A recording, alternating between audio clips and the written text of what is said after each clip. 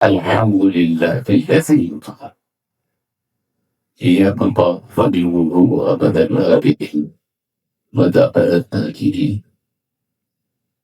الحمد لله الذي ينصرف في خلقه ما يشاء لا يسأل عما يفعل وهم يسألون.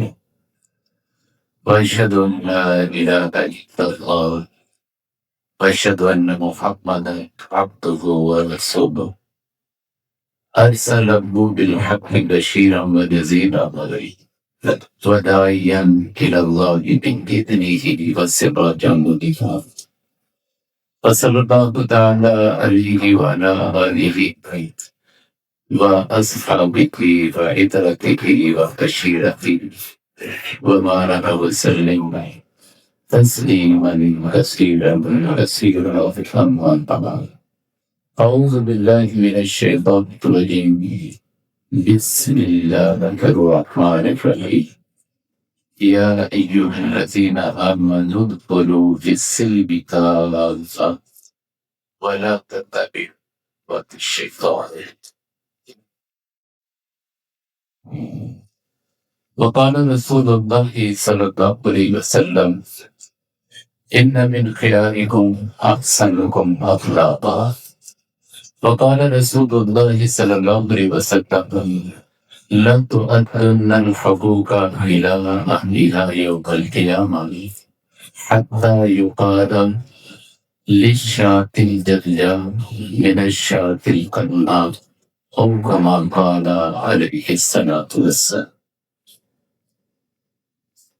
میرے عزیز دوستو، میری محترمہ ماں بہنوں کو میری پہلی بار جیسے آپ حضرات کو بھی علم ہے، مجھے بھی علم ہوا، ہمارے صدر محترم مولانا ادریس صاحب اپنے بچوں سمیت اہل ویال عمرے کی سعادت کے لیے جا رہے ہیں۔ اس سلسلے میں حضرت عمر رضی اللہ تعالیٰ عنہ کی حضور کے پاس ایک حاضری ہے، بس وہی ذکر کر لیتے ہیں، انہی الفاظ سے ان کو دعا کر کہہ دیتے۔ حضرت عمر رضی اللہ تعالیٰ عنہ عمرے کے لیے جا رہے تھے، آپ علیہ السلام کے پاس آیا، فرمایا اللہ کے پیارے نبی، میں عمرے کے لیے جا رہا ہے۔ آپ علیہ السلام نے یہ کلمات کہے: اشرکنا یا اخی، دعا لگان ولا تنسا، اشرکنا یا اخی، دعا نکام ولا تنسا۔ معنی اس کا یہ ہے: اے پیارے چھوٹے بھائی عمر، ہمیں دعاؤں میں شامل کرنا۔ اور سب سے کہتے ہیں آپ ہمیں دعاؤں میں شریک رکھیں، ہمیں بھول نہ کرنا۔ حضرت عمر رضی اللہ کے اس پر ایک جملہ ہے، بڑا قیمتی ہے۔ آپ علیہ السلام کی زندگی کے اندر یہ سارا واقعہ پیش آئے، 24 ہجری کے اندر جا کر حضرت عمر رضی اللہ عنہ کا وصال ہوا، دنیا سے گئے۔ گویا کہ اس 30 سالہ زندگی کے اندر اس جملے کو سننے کے بعد جو کہا کرتے تھے: ما یزدنی ان لی الہیت، فرمایا کرتے تھے رب ذوالجلال کی قسم، اگر کوئی آدمی مجھے آ کر یہ کہے ارے عمر، اللہ کے نبی نے جو تمہیں جملہ کہا تھا کہ یا لہو بھیا دعائک ولا تنسا، اے پیارے چھوٹے بھائی عمر، یہ جو اللہ کے نبی نے تمہیں مخاطب کر کے کہا تھا یہ دے دو، ساری دنیا دے دو، رب ذوالجلال کی قسم کبھی سودا نہیں تھا، اس لیے کہ اللہ کے نبی نے مجھے کہا تھا تیرے پیارے چھوٹے بھائی عمر۔ تو ہم بھی مولا سب سے یہی کہتے ہیں۔ اور دوسری بات جس کی بڑی خوشی ہو رہی ہے سن کر کہ بیٹی کا نکاح بھی وہی حرمین میں، حرم کعبہ میں یا مدینہ، حرم مدینہ ہے۔ میں نمرہ مسجد سے میرا تعلق ہے، جمعے میں نکاحوں کا ماحول بنا ہوا ہے، میں ترغیب دیتا ہوں لوگ اپنے بچوں کے نکاح مسجد میں کرتے ہیں۔ اس موقع پر میں جو آتے ہیں نکاح کے لیے ان کی حوصلہ افزائی کے لیے شریعت کے حوالے سے کہا کرتا ہوں۔ بچے کا نکاح ہوتا ہے تو بیٹھے ہوتے ہیں میں بچوں کو کہا کرتا ہوں دیکھو لوگوں کے جب نکاح ہوتے ہیں تو وہ فخریہ انداز میں کرتے، جناب میرے نکاح میں فلاں منسٹر صاحب آیا، ایم پی ایس صاحب، ایم ایل اے صاحب اور پی ایم صاحب میرے نکاح میں آئے، فلاں صاحب آئے، فلاں صاحب آئے۔ میں نے کہا لوگ کچھ بھی کہتے رہیں، بڑی بڑی حیثیتیں ظاہر کریں گے، آج تمہارا نکاح مسجد کے اندر ہوا ہے، اب تم پورے دھڑلے سے کہہ سکتے ہو اللہ کا شکر ہے میرے نکاح میں فرشتے بھی آئے تھے۔ سمجھ آئی یا نہیں؟ مسجد ہے، مسجد کے ماحول میں فرشتے ہیں۔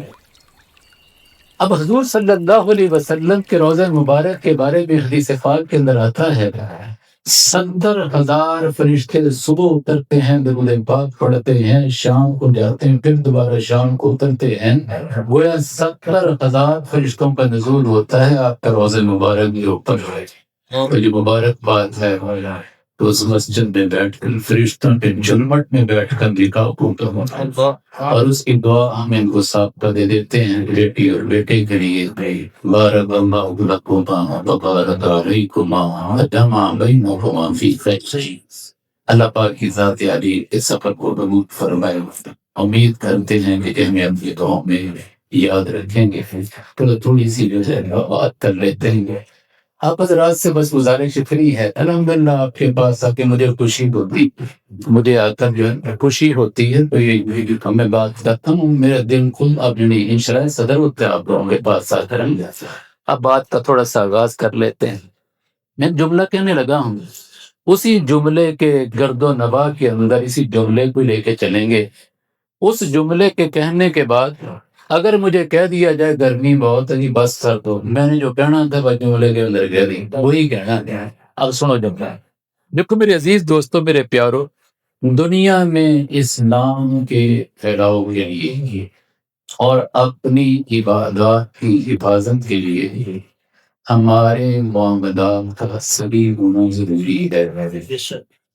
جب تک یہ جملہ آپ کے دل دماغ میں اترے گا نہیں نا، میں آگے نہیں جاؤں گا۔ ماں بہنوں سے گزارش ہے، مذکر کے جملوں کے ساتھ اس لیے استعمال کر رہا ہوں، سامنے بھائی بیٹھے ہیں، آپ سے نہیں میں مخاطب ہوں، آپ کو نہیں کہتا ہوں۔ دوبارہ پھر جملہ سنا، دنیا میں اسلام کے پھیلاؤ کے لیے اور اپنی عبادات کی حفاظت کے لیے ہمارے معاملات کا صحیح ہونا ضروری ہے۔ سمجھ آیا بات؟ جملہ سمجھ آیا سب کو بھائی؟ دوبارہ پھر سنو، کوئی جلدی نہیں ہے، جب تک آپ کے دل دماغ میں نہیں اترے گا ہم آگے نہیں بڑھیں گے۔ پھر دوبارہ سنو، دنیا میں اسلام کے پھیلاؤ کے لیے اور اپنی عبادات کی حفاظت کے لیے ہمارے معاملات کا صحیح ہونا ضروری ہے۔ بیٹے بند کرو، موبائل بند کرو، وہی بات بند کرو اس کے۔ میں ویسے غصے سے نہیں آیا، بچے نے تو اظہار کریے، وہ کہیں گے تو روکیں گے نا بچہ کو، بیٹھا بچہ۔ اب کوئی ساتھ بیٹھنے والا سمجھدار ہاتھ کندھے پر رکھ کے کہے تو اسے انشاءاللہ مان جائے گا، وہ دوبارہ نہیں کرے گا۔ بھائی متوجہ ہو نا میری طرف۔ اب میں یہ جملہ نا 2 لفظوں میں کہتا ہوں، میرے ساتھ ہے لوگ۔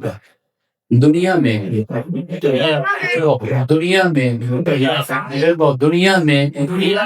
اسلام کے پھیلاؤ کے لیے اور اپنی عبادات کی حفاظت کے لیے ہمارے معاملات کا صحیح ہونا ضروری ہے۔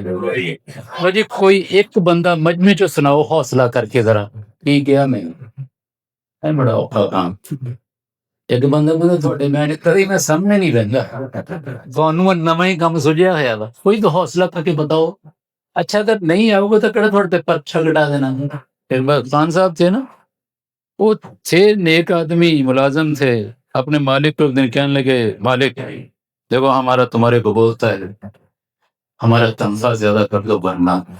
وہ مالک کو بھرا گیا، یار نیک ملازم ملتے نہیں، کہتے جواب ہی نہ دے دے۔ دوبارہ کسی موقع پر پھر انہوں نے کہا ہمارا تمہارے کو بولتا ہے ہمارا تنخواہ زیادہ کر دو ورنہ۔ جب تیسری مرتبہ کہا تو مالک کہا ورنہ کیا؟ کل تو اسی تنخواہ پہ گزارا کیا۔ اگر تسی بول پاؤ گے ٹھیک ہے، ورنہ آپ کا بولنا ہی ہے۔ کوئی کہے گا مجمے میں بیٹھی تسی اٹھ کے کہو بیٹھے اے دماغ فریش ہے نا، ہجے ٹانگے ٹونگے نہیں جڑے، انہوں نے سارا کچھ سمجھیں۔ چلو کہو۔ دنیا میں اسلام کے پھیلاؤ کے لیے اپنی حفاظت کے لیے عبادات کی حفاظت کے معاملات کا صحیح ہونا۔ چلو جی بس اب بیٹھ گیا۔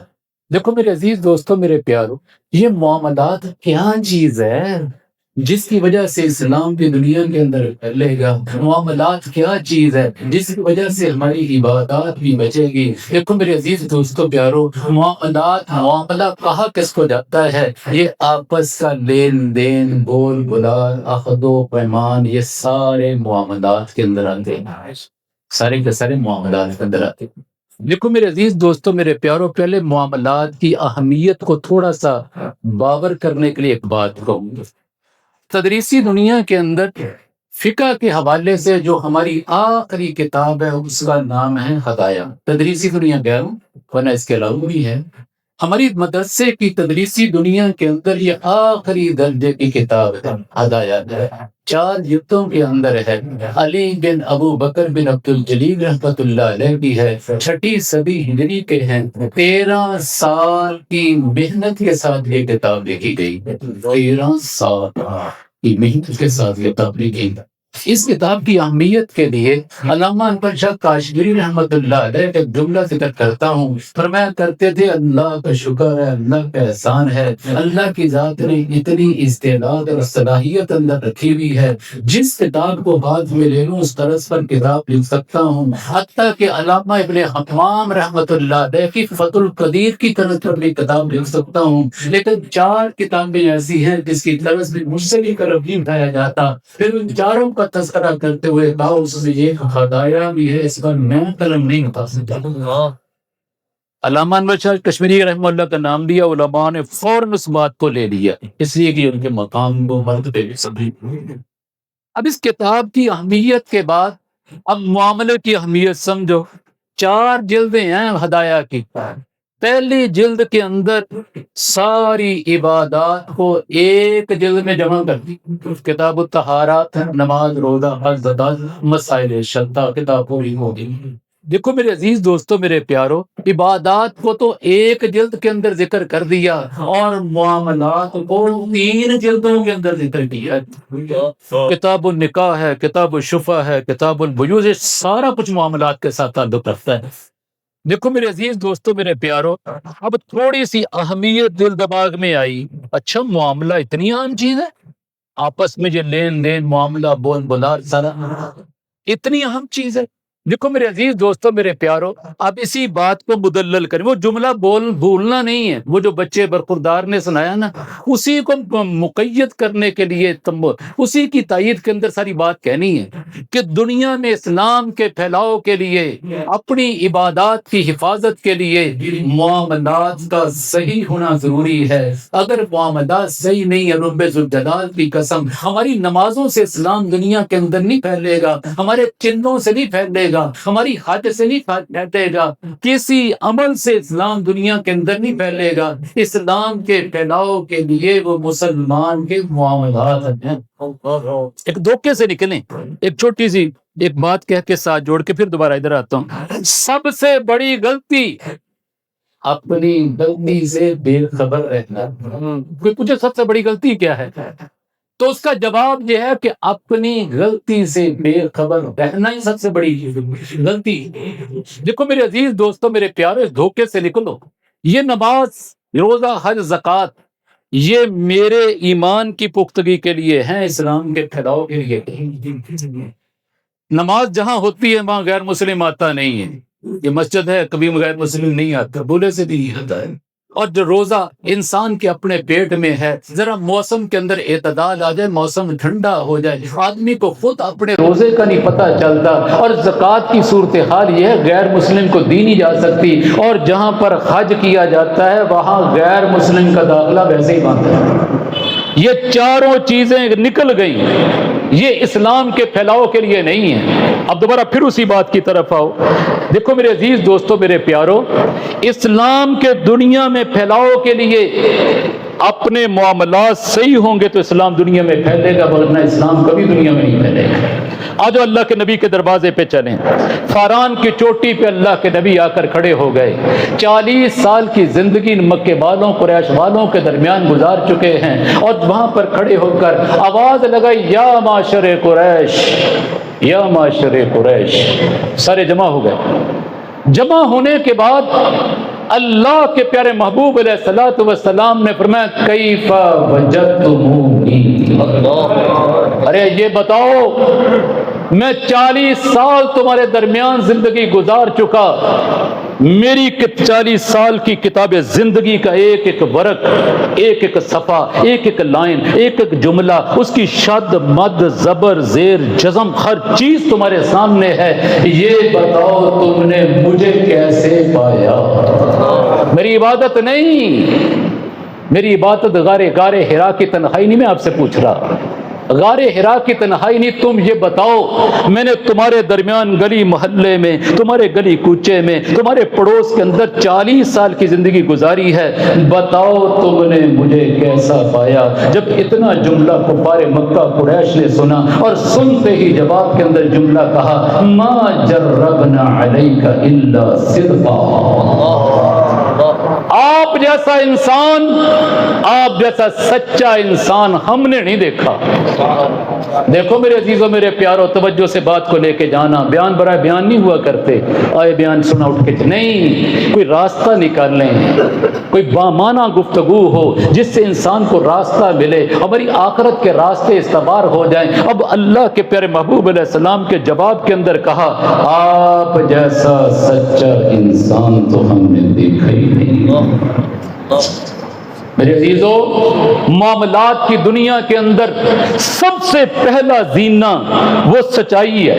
بے شک، دیکھو سمجھو بات، معاملات، لین دین، بازار کی زندگی، گلی محلے کی زندگی، پڑوس کی زندگی، رشتہ داروں کی زندگی، اس کا سب سے پہلا زینہ جس کے ذریعہ سے معاملات کے اندر خوبصورتی پیدا ہوتی ہے، وہ پہلا زینہ انسان کی زبان کی سچائی ہے۔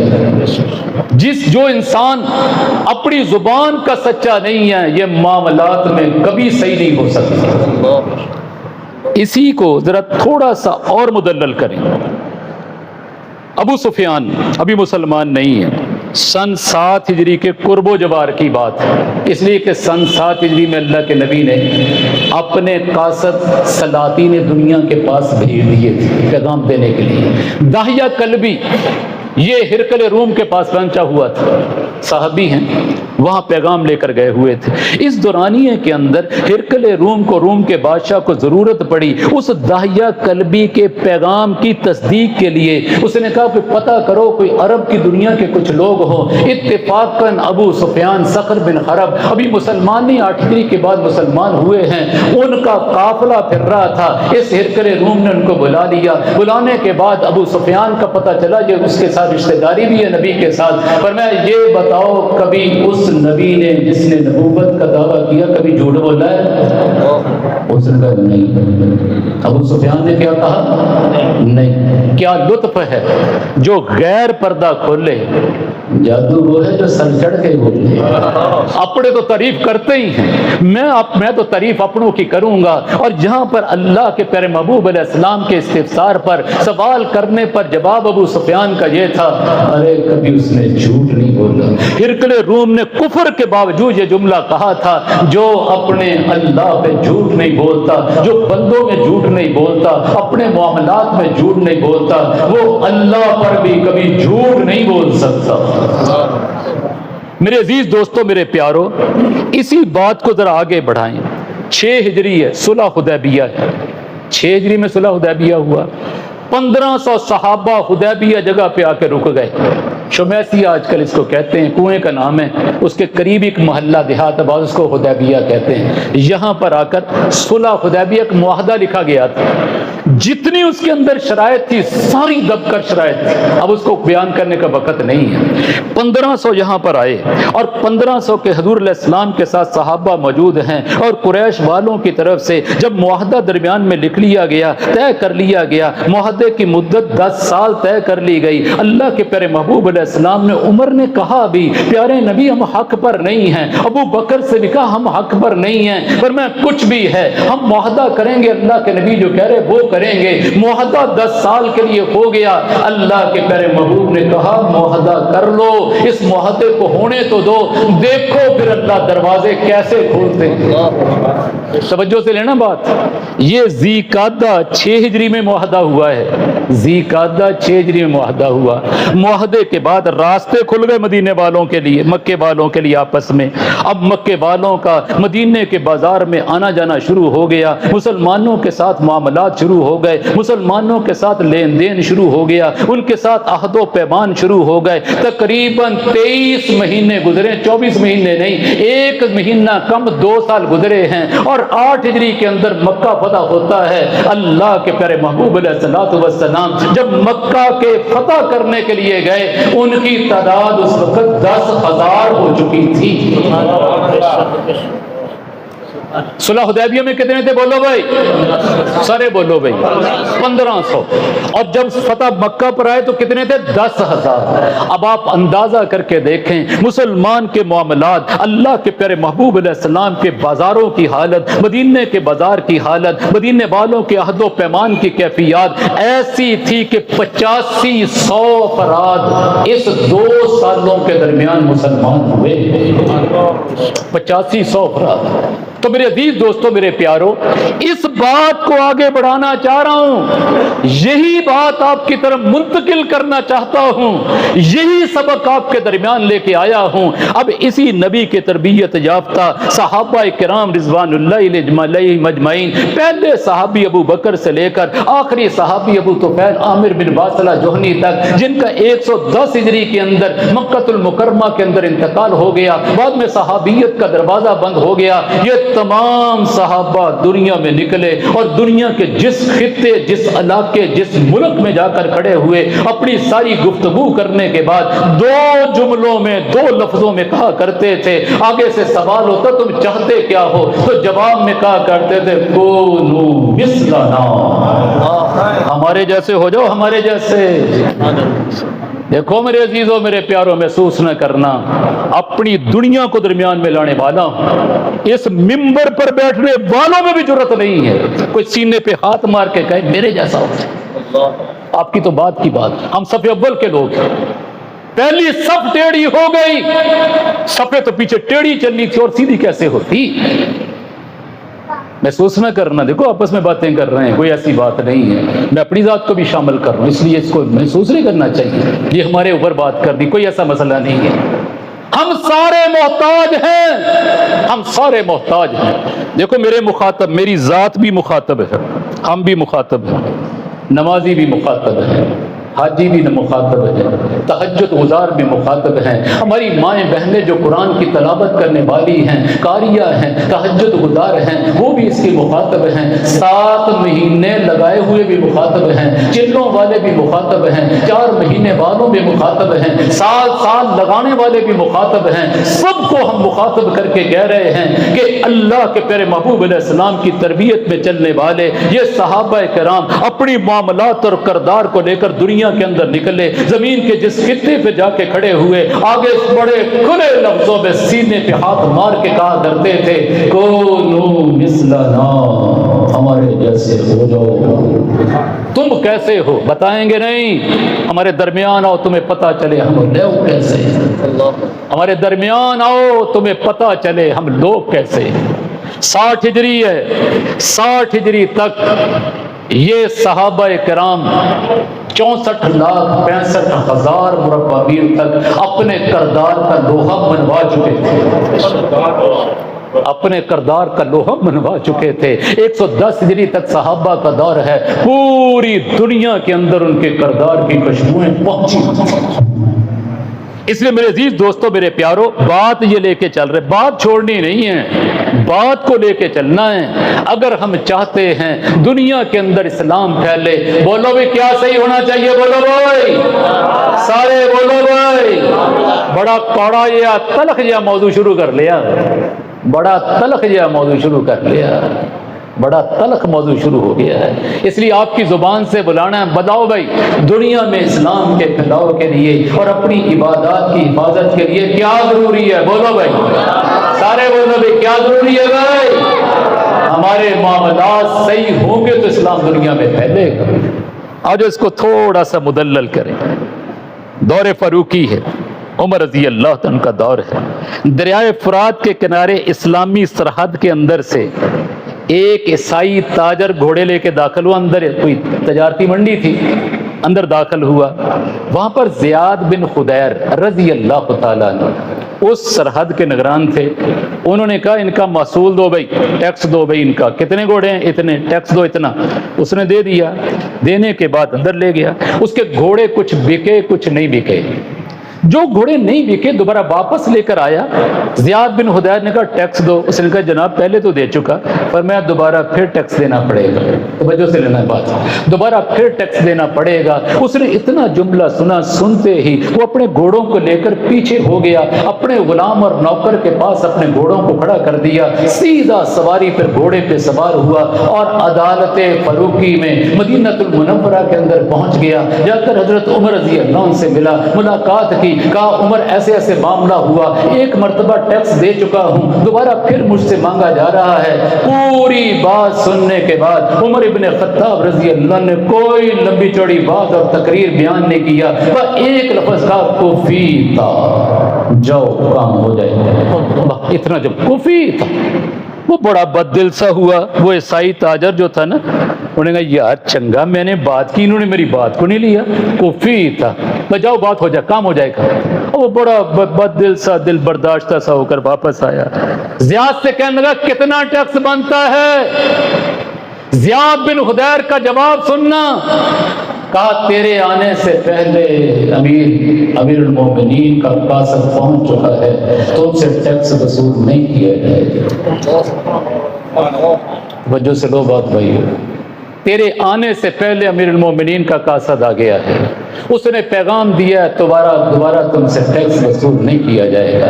اس عیسائی نے اتنا جملہ سنتے ہی زیاد کو مخاطب کیا، یا زیاد انی بریء من النصرانیہ وانی علی دین الرجل الذی کاتب الیک ھذا الکتاب۔ اسی وقت زیاد کو مخاطب کر کے کہا، ارے زیاد گواہ رہنا، میں نصرانیت سے عیسائیت سے توبہ کرتا ہوں، اس آدمی کے مذہب میں داخل ہو رہا ہوں جس نے میرے آنے سے پہلے تیرے پاس قاصد بھیج بھی دی۔ تم ہو گفتار سراپا، اقبال مرحوم رو رہا، تم ہو گفتار سراپا وہ سراپا کردار، تم ترستے ہو کلی کو وہ گلستاں باکنار۔ آج تلک یاد ہے قوموں کو حقایت ان کی، نقش ہے صفحہ ہستی پہ صداقت ان کی۔ اور میرے عزیزوں میرے پیاروں، بات کو بھول کے نہ جانا میری ماں بہنوں اور میری بہو بیٹیوں، اللہ کا واسطہ دے کے کہتا ہوں، اب تو عورتوں کے معاملات کے بارے میں بھی سوال کریں، عورتوں سے جواب ملتا ہے، مردوں میں ہی ایسا نہیں ہے کہ پیسے لے کے دیتے نہیں، اب ماں بہنوں بہو بیٹیوں میں بھی فضا بن گئی ہے، قرضہ لے لیتی ہیں بعد میں دینے کا نام ہی نہیں لیتی، اب عورتوں میں بھی بات چل پڑی ہے۔ اس لیے اس بات کو کھول کے سامنے رکھنا چاہتا ہوں، اگر اسلام دنیا کے اندر چاہتے ہیں کہ پھیلے، ہر مسلمان کی چاہت ہے پھیلے، جس سے بات مزی کر کے گھر کی چاہت ہے، تو اس کے لیے راستہ کیا ہے؟ ہم اپنے معاملات کو صحیح کر لیں۔ دو باتیں لے کے آیا ہوں، ایک اللہ کے پیارے محبوب علیہ الصلوۃ والسلام کی زندگی کی حیات طیبہ کی ایک بات صلح حدیبیہ کے حوالے سے ذکر کر دی، اور دوسری 24 ہجری کے اندر کی بات لے کے آ رہا ہوں۔ اب اس کو تھوڑا سا ذرا نیچے لے کر ایک آخری بات ہمارے قرب و جبار کی کہہ کر اس کو سمیٹ کر اگلا جملہ بھی کہنا ہے۔ اب اس سے اگلی بات لاتے ہیں امام ابو حنیفہ نعمان ابن ثابت صاحب رحمۃ اللہ، 80 ہجری سے 150 ہجری کا دورانیہ ہے، کپڑے کے بہت بڑے تاجر بھی ہیں، وقت کے فقیہ بھی ہیں، وقت کے امام بھی ہیں۔ اپنی دکان پہ آئے تو ملازم بیٹھا ہوا تھا، وہاں ایک تھان نہیں تھا، وہ بک چکا تھا، پوچھا وہ خان کا کیا بنا؟ فرمایا جی وہ تو بک گیا۔ فرمایا کتنے کا بیچا؟ فرمایا 1000 درہم کا۔ کب؟ بھلے وہ تو 400 درہم کا تھا، تو نے 1000 کا کیسے بیچ دیا؟ کہا جی وہ ایک قافلے والے آئے تھے، وہ لے کے چلے گئے۔ کدھر گئے؟ کون تھے؟ اچو وائی لگ گئی۔ دیکھو ایک نمی گال نہیں، الٹی ہی چال چلتے ہیں دیوان گانے عشق، آنکھیں بند کر لیتے ہیں دیدار کے لیے۔ آج ہمارا ملازم اگر کسی کو زیادہ نفع کما کے مالک کو دے دے، بتاؤ شاباش دیتے ہو ناراض ہوتے ہو؟ بولو تو صحیح بھائی، شاباش دیتے ہیں، بڑے اچھے ہو، بڑے بھلے ہو، تم ہی میری دکان کے قابل ہو۔ اب امام ابو حنیفہ نعمان ابن ثابت، فرمایا کتنے کا دیا؟ فرمایا 1000 کا دیا۔ کون تھا؟ فرمایا قافلہ تھا، ادھر سے آیا، ادھر کو چل دیا، اسی وقت گھوڑے پر سوار ہوئے اور نکلے، آبادی ختم ہو گئی، جنگل میں جاتے ہوئے قافلے کو دیکھا، پیچھے سے آواز دی، ارے نعمان ابن ثابت کی دکان سے کس نے کپڑا خریدا ہے؟ ایک تاجر نے، اس قافلے والے نے ہاتھ کھڑا کر کے کہا میں خرید کے لایا ہوں۔ تو کہا بھائی معاملہ یہ ہے کہ تم 1000 کا وہ تھان لے آئے، وہ کپڑا تو 400 درہم کا تھا، اس لیے آجو معاملے کو رفع دفع کر لو۔ وہ کیا معاملہ ہے؟ تمہیں 400 کا تھا۔ کہا جناب 1000 کا لے کے آیا ہوں، اپنے بازار منڈی میں بیچوں گا، نفع مجھے پھر بھی مل جائے گا۔ جو جواب سن رہے ہو کیا سچائی کا دور تھا یار؟ 1000 کا لے کے آیا ہوں، آپ کہہ رہے 400 کا ہے، 1000 کا لے کر آیا ہوں، اسی 1000 والے کو لے جا کر اپنی منڈی دکان میں رکھ کر بیچوں گا، اس میں مجھے نفع پھر بھی ملتا ہے، نفع تو پھر بھی مل جائے۔ اور میں بھلے تیرا معاملہ تیرے ساتھ ہے، ہم نے اپنی دکان کے اوپر اس کو 400 کا اس کی رقم ہے، اس لیے بیٹھ کے طے کرو۔ اسی وقت بیٹھ کر معاملے کو صاف کیا، اس کے 600 درہم واپس کیے، 400 پہ دوبارہ معاملہ کرنے کے بعد واپس آ گئے، اپنے ملازم کو آ کر یہ جملہ کہہ کے فارغ کر دیا، تغر الناس وانت معی فی دکانی۔ ارے بھلے میری دکان کے اوپر بیٹھ کر لوگوں کو دھوکہ دیتے ہو، تم امام ابو حنیفہ کی دکان پر بیٹھنے کے قابل نہیں۔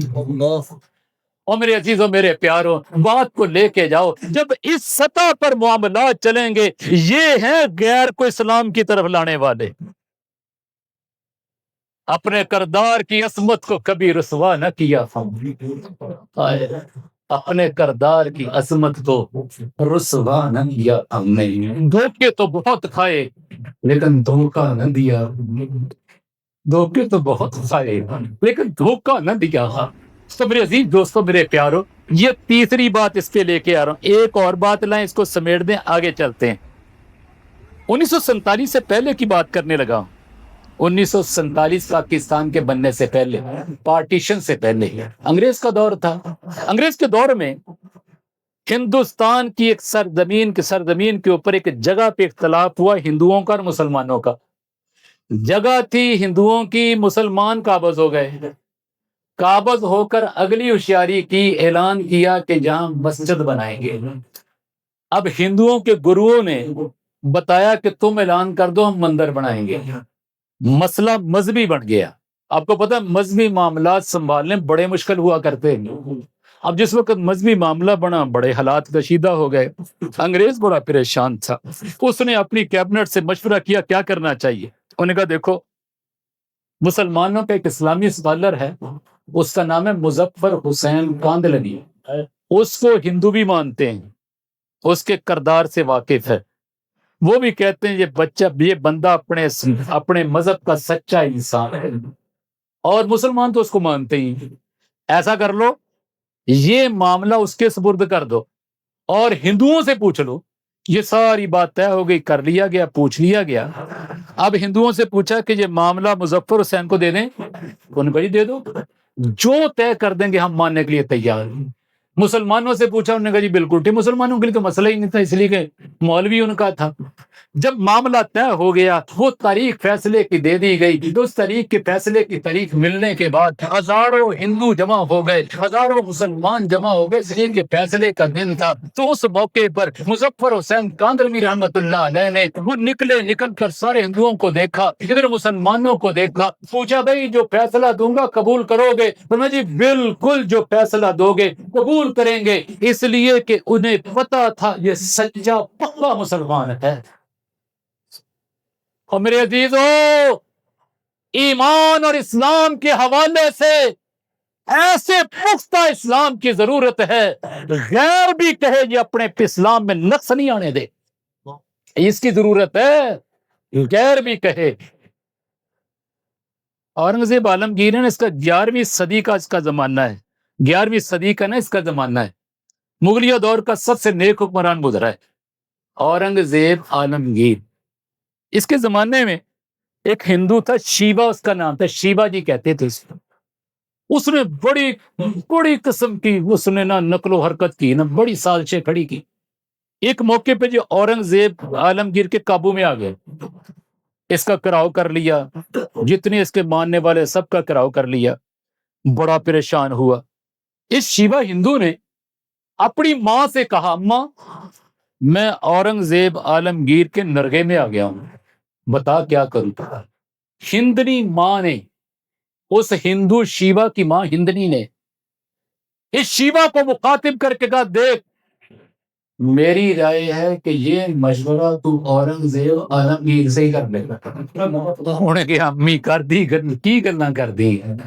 فرمایا پتر اے میری رائے آتے ہیں کہ تو اسی کے نرگے میں ہے، اسی کے ہاتھے میں ہے، تو اسی سے مشورہ کر۔ اس نے کہا ماں کیا کہہ رہی ہو، میں تو اسی کے گراؤں میں ہوں، اسی سے مشورہ کر لوں۔ جواب سننا، اس نے کہا شیوا دیکھ یہ اورنگزیب ایسا مسلمان ہے، میں نے ان کے نبی کی ایک بات پڑھی ہے، ان کے نبی کا فرمان ہے، ان المستشار مؤتمن، جس سے مشورہ طلب کیا جاتا ہے وہ امین ہے۔ میں تجھے پورے دعوے سے کہتی ہوں جو تو اس سے مشورہ طلب کرے گا مشورہ تمہیں صحیح دے گا، یہ اپنے نبی کی بات کے خلاف نہیں کرے گا۔ یہ غیر کہہ رہے، غیر، یہ اپنے نبی کی بات کے خلاف نہیں کرے گا۔ اس نے جرأت کر لی، اس نے کہا اورنگزیب یار گالے میں پھنس گیا، میں نے مشورہ دے کی کرا۔ ان کے گالے 10 سال لی میرے نہ صلح کر لا اور ہتھیار سٹ کے نکل جاتا۔ انہیں 10 سال لی صلح کر لی، ہتھیار سٹ نکل گیا۔ کسی نے اورنگزیب سے پوچھا یہ کیا کیا، یہ تو ساری سازشوں پہ ہوا دینے والا تھا۔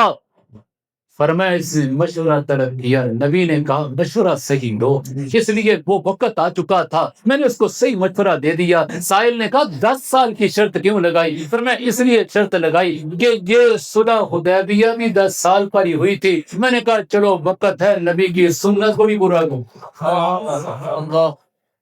نبی کی سنت کو ہی پورا کر لیں۔ ادھر مظفر حسین رحمہ اللہ فیصلہ سنانے کے لیے آ گئے، ہندو کھڑے، مسلمان بالکل بے فکر ہیں۔ اب فیصلہ سنو۔ فرمایا سنو بھائی، یہ جگہ ہندوؤں کی ہے، ہندوؤں کو ملے گی، مسلمانوں کا کوئی بات نہیں۔ جب یہ فیصلہ ہوا، احسان دانش کا جملہ یہاں لاتے ہیں، کتابوں میں اسی کا جملہ لکھا وہی نقل کرتے ہیں۔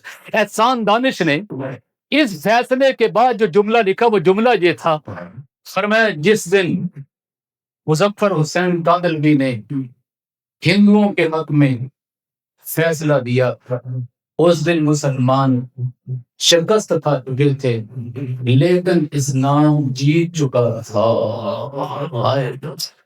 مسلمان شکست کھا چکے تھے، اسلام جیت چکا تھا، وہی مانا جیت چکا تھا۔ اس دن کا سورج غروب ہونے سے پہلے 24 گھرانے ہندوؤں کے آئے اور آ کر مسلمان ہوئے، اور یہ زبان سے جملہ کہہ کے مسلمان ہوئے۔ آج پتہ چلا اسلام کسے کہتے ہیں، آج پتہ چلا اسلام کیا کہتے ہیں۔ اقبال مرحوم نے صحابہ کے بارے میں کوئی روایت بڑی خوبصورت لکھی ہے، سیل کی طرح نکلے تھے بیابانوں سے، سیل سلاب بیابان جنگل، سیل کی طرح نکلے تھے بیابانوں سے، آب جو بن گئے گزرے جو بیابانوں سے، وہی لطف جو اپنوں سے تھا وہی تھا بیگانوں سے، گردنیں اٹھ گئی اسلام کے سنوں سے۔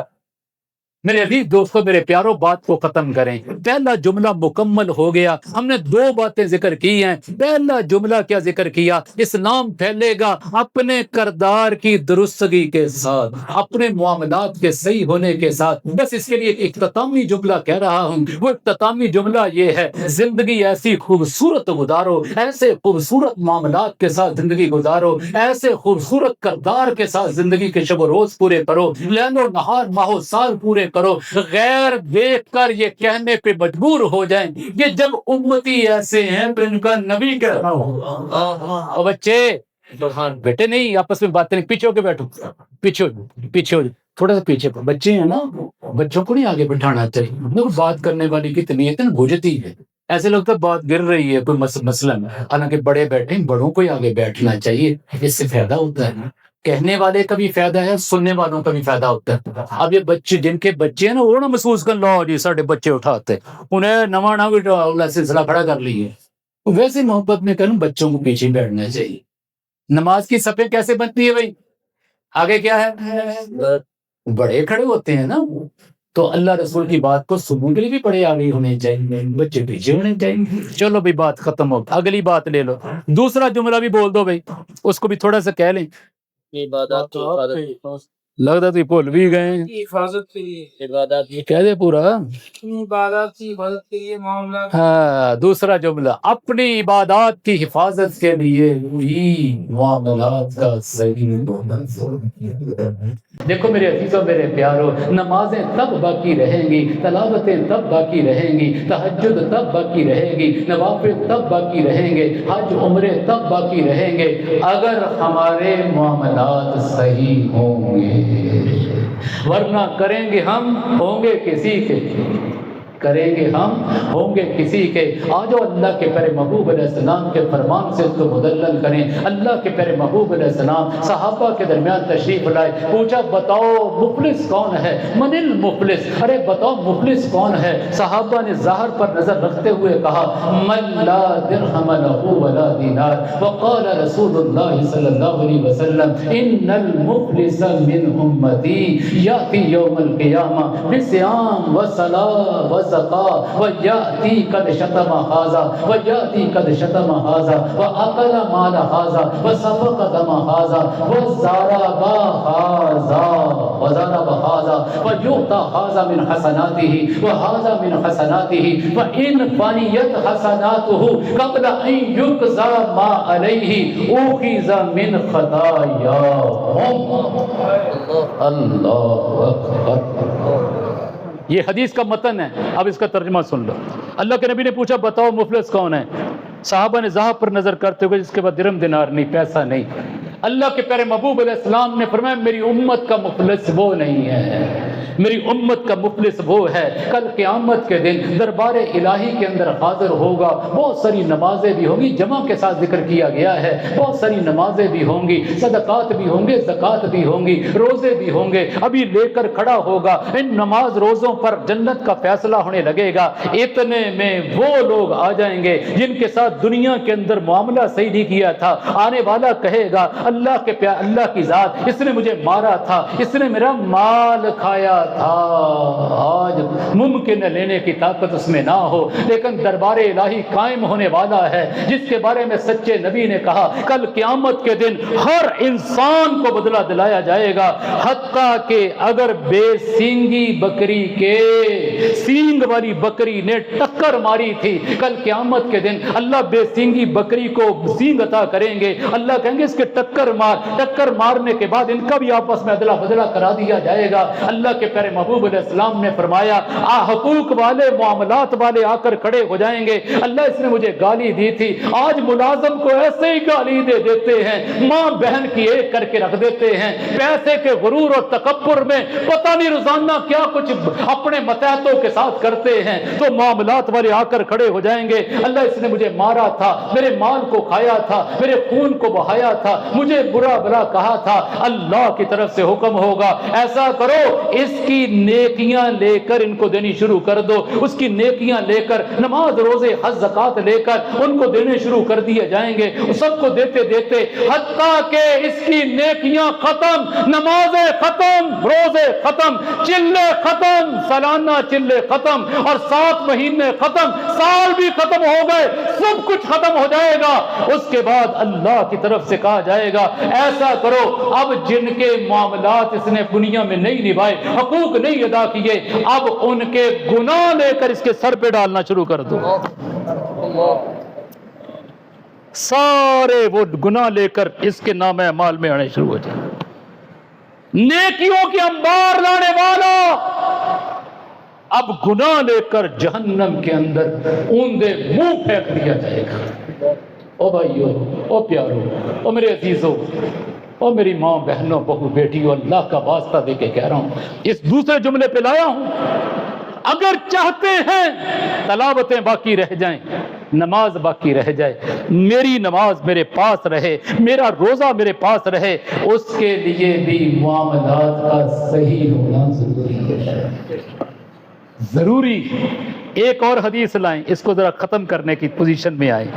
اللہ کے پیارے محبوب علیہ السلام نے فرمایا، سالم رحمہ اللہ مرفوع یہ روایت کتاب الاحکام الابوال کے اندر تھانوی رحمہ اللہ نے یہ حدیث نقل فرمائی، فرمایا اگر دنیا کے اندر کسی نے کسی کا ایک دانک دبا لیا، دانک یہ عربی اوزان میں سے ایک وزن کا نام ہے، درہم، دینار، تسوج، قرات، دانک، یہ مد، استار، یہ سارے اوزان ہیں عربی کے، ان میں سے ایک وزن ہے دانک بھی، جیسے ہمارے چٹانک، تولا، پائیا، ان کے ہاں یہ دانک بھی ایک وزن ہے۔ آج کل کی زبان میں بات کریں، ایک دانک 850 ملی گرام کا ہوتا ہے، گرام کا نہیں، 1000 گرام کا ایک 1000 ملی گرام کا 1 گرام ہے، 1000 ملی گرام کا 1 گرام ہے، میں گرام نہیں کہہ رہا، 850 ملی گرام اس کا وزن بنتا ہے۔ اگر فرمایا کسی آدمی نے اتنی چاندی یا اتنا پیسہ روپیہ کسی کا دبا لیا، دنیا میں نہ دیا، او بھائی، او پیارے، او میرے عزیز، میرے محترم، او میری ماں بہن، توجہ سے لے کے جانا، اگر اتنی رقم کسی کی دبا لی، میں نے حدیث کو پرانا پڑھا ہوا ہے اور ہر سال اس کی قیمت کو دیکھتا ہوں، چاندی آج کل مہنگی ہے، بڑی مشکل سے 200-300 روپے بنتے ہوں گے آج کل۔ اگر کسی نے 200-300 روپے کسی کے دبا لیے، نہ دیے، اور وہ لینے کی ممکن اس میں طاقت نہ ہو، یا جو زور سے نہیں اس کو دیتا، وہ مانگتے مانگتے اتنا بے شرم ہو گیا کہ وہ دیتے ہی نہیں اس کو، اور نہ دیے مر گیا، اللہ کے پیارے محبوب علیہ السلام نے فرمایا اگر اتنی رقم لے کر دنیا سے چلا گیا، مقروض ہو کر چلا گیا، کل قیامت کے دن اس کے بدلے میں 700 مقبول نمازیں دینی پڑیں گی۔ میں سوالیہ انداز میں کہوں گا، آپ جواب دے دینا، کتنی نمازیں بھائی؟ بولو بھائی، پورا لفظ بولو۔ 700 مقبول کہہ رہا ہوں، نمازیں نہیں کہہ رہا۔ دیکھو میرے عزیز دوستو، میرے پیارو، 40 سال 50 سال کے ہم نمازی ہیں، ایک بھی ہم میں کوئی ایسا نہیں ہے جو پورے دعوے سے کہہ سکے میری نماز قبول ہو گئی۔ درجہ قبولیت پر نماز کے پہنچنے کے لیے اگر احادیث اور فقہ کی کتابوں کا سہارا لیا جائے، وہاں یہ ملتا ہے اللہ اکبر سے لے کر سلام پھرنے تک پوری نماز سنت سے آراستہ ہو، اور پوری نماز اللہ کے خیال کے اندر پڑھی جائے، اللہ کے غیر کا خیال نہ ہو۔ اگر اس تناظر میں ہم اپنی عبادات کو دیکھیں، شاید ایک سجدہ بھی ہمیں نہیں ملے گا۔ اس لیے کہہ رہا ہوں اپنی عبادات بچانی ہے۔ میں جی دین کا کام کر رہا ہوں، تیرا دین بھی معاملات کے صحیح ہونے سے بچے گا، تیری امامت بھی، تیرا مصلی بھی، تیرا ممبر بھی۔ بڑا اونچا کام کر رہا ہوں، تبلیغ کا کام کر رہا ہوں، میں ختم نبوت کا کام کر رہا ہوں۔ سن میرے پیارے، سن میرے عزیز، خدا کا واسطہ دے کے کہتا ہوں، توجہ سے سن، ہر چیز کے لیے اپنے معاملات صحیح کریں گے تو عبادت بچے، ورنہ یہ ساری عبادات اٹھا کر ان کے کھاتے میں ڈال دی جائیں گی جن کے ساتھ دنیا کے اندر معاملے خراب کیے تھے۔ آخری حدیث، آپ کا بھی زور لگ رہا، میرا بھی زور لگ رہا، صرف دل کے اندر یہ خواہش ہے اللہ کرے یہ بات میرے آپ کے دل کے دریچوں میں اترے اور ہم اس کی اہمیت کے پیش نظر اس پہ عمل کرنے والے بن جائیں. سارے آمین کہتے ہیں. محمد بن عبداللہ بن جہش رضی اللہ تعالیٰ عنہ فرمایا حضور علیہ السلام جنازگاہ میں بیٹھے ہوئے تھے، جنازہ آ گیا. آپ علیہ السلام بیٹھے بیٹھے آسمان کی طرف منہ اٹھا لیا اور 3 مرتبہ جملہ کہا اللہ اکبر. وہاں سبحان اللہ کے الفاظ ہیں. سبحان اللہ، اللہ نے کتنی بڑی چیز اتار دی.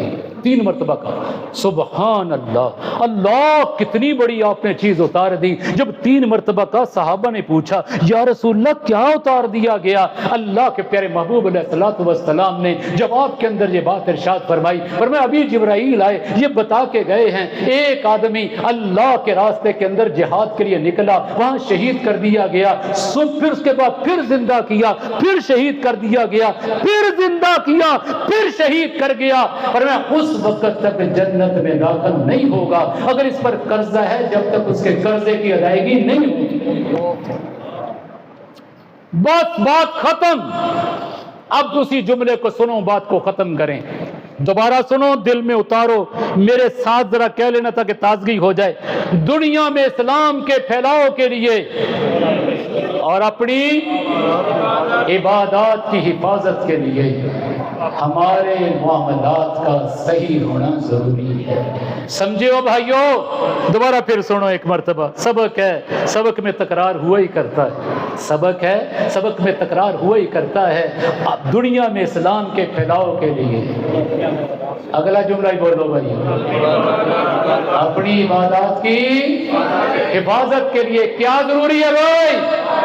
سارے بولو یار، دل ٹھنڈا کر دو، سارے بولو بھائی کیا ضروری ہے؟ معاملات کا صحیح ہونا ضروری ہے. اللہ اس کہے سنے پہ ہمیں عمل کی توفیق عطا فرمائے. الحمد